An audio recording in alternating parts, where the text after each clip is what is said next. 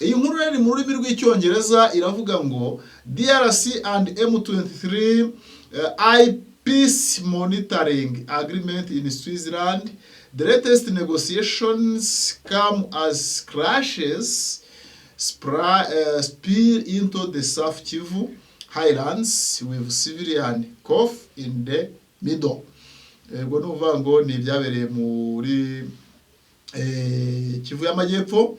Bagakomeza rero bavuga ngo the Democratic Republic of Congo, DRC and M23 are holding talks in Switzerland. The latest effort to curb deadly fighting and has persisted despite a December peace accord. The new round of negotiation between the two sides began on Monday with mediation by the United States and Qatar, according to the media reports. Bivuze ko Congo ndetse n'uruhande rw'umutwe wa M23 urwanya ubutegetsi bwa Congo barimo baragaruka ku biganiro bagiranye bibayemo n'umuhuza ari we Amerika na Katari. Ibyo biganiro byatangiriye ku wa mbere, ntago byongeye kubera i Doha ahubwo byabereye muri Switzerland. Ibyo biganiro rero Al Jazeera ikomeza kugenda yigaruka iravuga ngo the Congolese government and the AFC M23 coalition signed an interim peace monitoring mechanism during the talks. Radio France International RFI reported on Thursday. Bakavuga rero ko RFI yavuze kuri biganiro bihuza leta ya Congo ndetse n'umutwe wa M23. Bavuga yuko mu by'ukuri basinye amasezerano yo y'agahenge, amasezerano y'agahenge ariko agomba kuzagenzurwa n'impande zidafite aho zibogamiye. The agreement established a body to track humanitarian and security development and monitor potential ceasefire violation. RFI said. RFI rero ikomeza ivuga nyine yuko ayo masezerano uburyo yubatse afite inkingi zigera muri ebyiri: gutanga kugenzura nyine niba nta byaha byibasiye nyoko muntu byabaye, kandi hakabamo no kugira ngo buri mpande zose zibashe kwiyubahiriza. The mechanism will include representative from both the DRC government and armed group with support from the United Nations Organization Stabilization Mission in the Democratic Republic of Congo.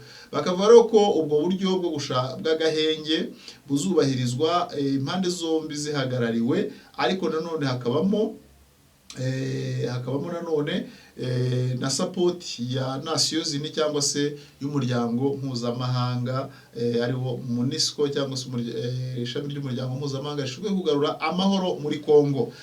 Reporting from Goma in eastern DRC, Al Jazeera Ukraine, umunyamakuru wa Al Jazeera, said that talks are taking place while the situation on the ground is very fragile, with both sides accusing each other of violation trust agreement.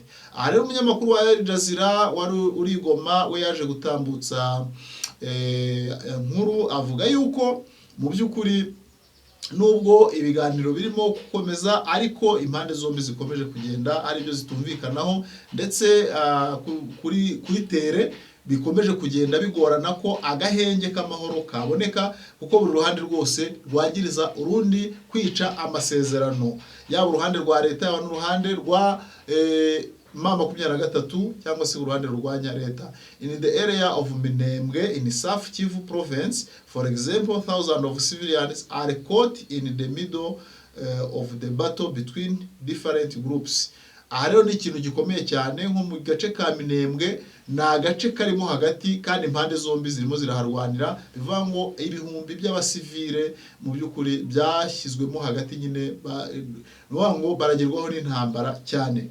People on the ground in eastern DRC hope mediation will replace both sides to respect a new durable peace mechanism after a string of failed deals. And the umunyamakuru Al Jazeera akomeza nyine avuga ati mu by'ukuri amakuru akomeza kuva kuri tere mu burasirazuba bwa Kongo yerekana ko abahuza bashobora gukomeza kugerageza, ariko mu by'ukuri bitoroshye kugira ngo aya masezerano abashe gushyirwaho umukono kandi anubahirizwe.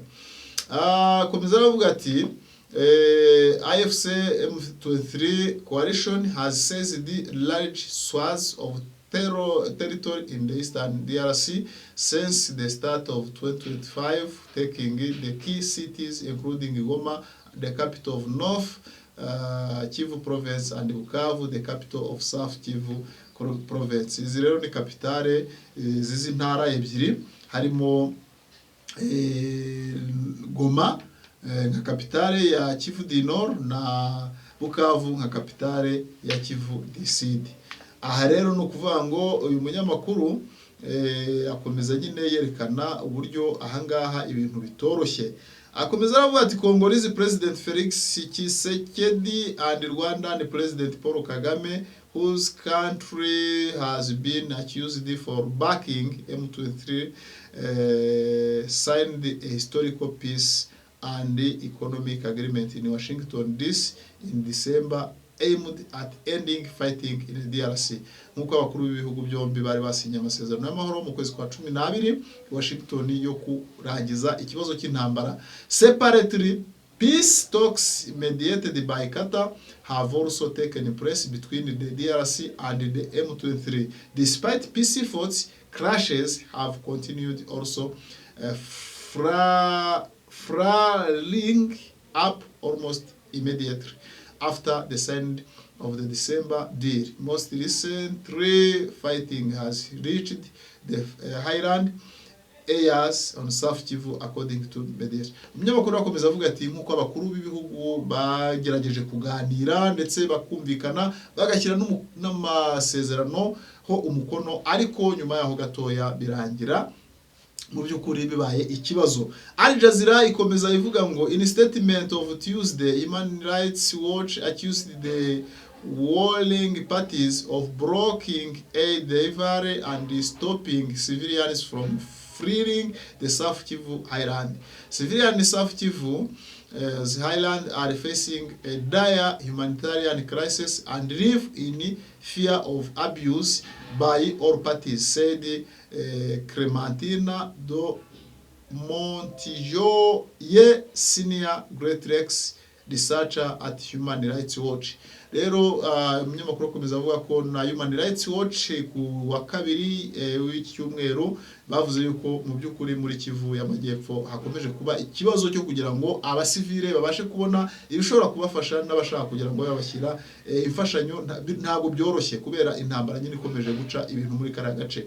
More attention is needed for this vast and reported conflict on this bad situation will get even worse.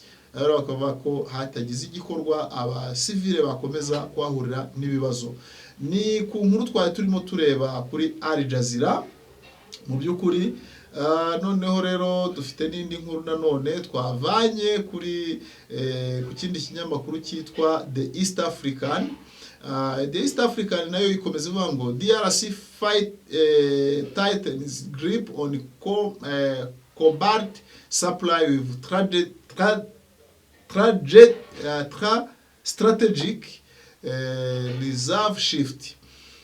Iyi ni inkuru nibaza ko bongeye kugarukaho ariko yari imaze iminsi, naho bagaragazaga ko mu kibaya mu kinombe cya Rubaya hari abantu bahaguye ndetse bakerekana yuko umutekano waho utameze neza. Rero ni inkuru yari yaragarutsweho. The East African rero nayo yayanditseho mu by'ukuri yivugaho ku itariki 17 10th Fungurume mining complex in the Democratic Republic of Congo, the world's largest cobalt operation on January. Ni kinombe kicukurwamo amabuye ya cobalt mu burasirazuba bwo hagati. aha rero akavuga ngo the Democratic Republic of Congo has transferred management of its strategic mineral reserve to the market regulator, which will acquire, hold and market critical resources. This decision was approved by the Council of Ministers on April 10th, 2026. It grants the autorité de régulation et de contrôle du marché des substances minérales stratégiques, ARECOM, power to manage a strategic reserve aimed at stabilizing market, supporting development and strengthening economic sovereignty. In a statement, Kinshasa said the reserve convey cobalt and other critical mineral would allow it to stop like unused. Aha rero ni ukuvuga ngo barimo barerekana nyine ko muri kino kinombe n'amabuye yagendaga ku isoko mpuzamahanga abashe kugenda ariko afite kondisiyo.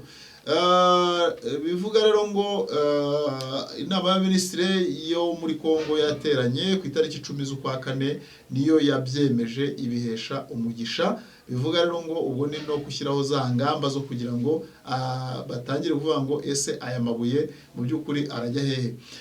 Rero mu by'ukuri ikinyamakuru gikomeza kivuga ngo the Congo is the world largest producer of cobalt, a key component in the electric vehicle. Niyo mpamvu mubona hari ibikoresho bimwe by'imodoka byatangiye guhenda nk'amabatiri. Aro bavuga ko ziva muri zino accounting for about 70% of global supply last year. Ngo myaka itambutse byuze Kongo yoherezaga 70% by'amabuye ya cobalt akorwamo amabatiri y'imodoka. The country export about 48,800 metric tons of cobalt. Rero bavuga yuko Kongo ubwayo yohereza ibihumbi 48 toni, ibihumbi 48 na magana 8 by'aya mabuye ya cobalt agenda hanze kujya gukorwamo aya mabuye. Mwumva ko mu by'ukuri Kongo ifashe runini.